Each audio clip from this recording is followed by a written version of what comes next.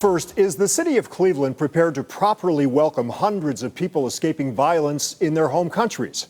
That's what some city leaders and social service agencies are wondering tonight. Many of these individuals that come here chasing a dream end up in a nightmare. Ward 14 Cleveland Councilwoman Jasmine Santana says her office simply cannot handle the growing need for assistance for immigrants and refugees hoping to make a new life in Cleveland. News 5 investigator Joe Paganakis with us tonight in the newsroom. Joe, the councilwoman is now calling on Mayor Justin Bibb to come up with some kind of comprehensive plan. Rob, the mayor's office is taking action, announcing it's now hiring a senior coordinator for new Clevelanders. That person will focus on ways City Hall can better provide for immigrants. But Councilwoman Santana and some social service leaders hope the city of Cleveland, foundations, and private donors will provide additional funding for crucial assistance. Con mucha expectativa.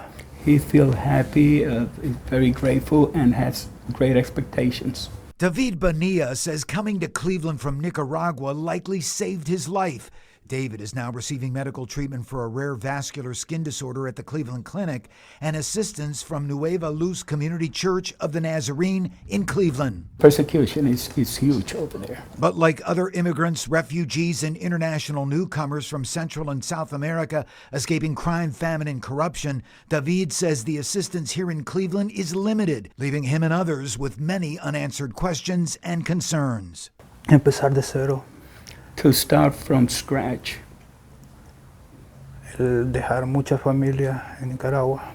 And to leave a lot of family behind in Nicaragua. The new reality is that we're having folks coming in from many parts of the world. Max Rojas, executive director of the Nueva Luz Urban Resource Center, says growing need must include a response from Greater Cleveland to provide for financial support and resources. Just reaching out to the administration on what's the plan? How are we preparing for this tsunami that I foresee heading our way? Ward 14 Cleveland Councilwoman Jasmine Santana says the city of Cleveland needs to have a comprehensive roadmap to provide for the thousands expected to come to Cleveland in the coming months who will need resources to get them help in 5 key areas. First of all, legal assistance, housing, employment, medical, and when I talk about medical assistance, I'm also talking about mental health services. Pastor Felix Munez with the Nueva Luz Community Church of the Nazarene says churches are trying to help bridge the gap in meeting the need.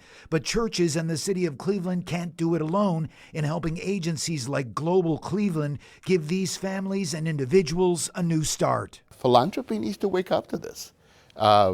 Private folks out there who are watching us, need to understand that people are people, and $20 to a nonprofit that's doing work means a lot. Cleveland Mayor Justin Bibb's administration agreed, issuing a statement for our story saying, quote, when it comes to broad strategy or on-the-ground connection, immigration is an issue with a huge number of players: federal government, national nonprofits, local affiliates, regional groups. The city can't and shouldn't act alone. We need to start increasing the allocations for all these social services organizations that are doing the work now. And Mayor Bibb's office further pointed out its commitment, saying, quote, we are keeping immigrants in our daily focus. For example, the $10 million ARPA workforce bill has a number of provisions explicitly for newcomers. Yeah, Joe, there's a lot to think about here. Councilwoman Santana says she's trying to take the assistance one step further, right, with the creation of something called Cleveland Welcoming Hub. Rob, Councilwoman Santana says her policy team has drafted a proposal for the creation of an international multicultural hub that would provide immigrant resources all under one roof. She says she's waiting to see what the Bibb administration proposes in trying to fund this through the general fund. News 5 is committed to following through on this important issue and topic.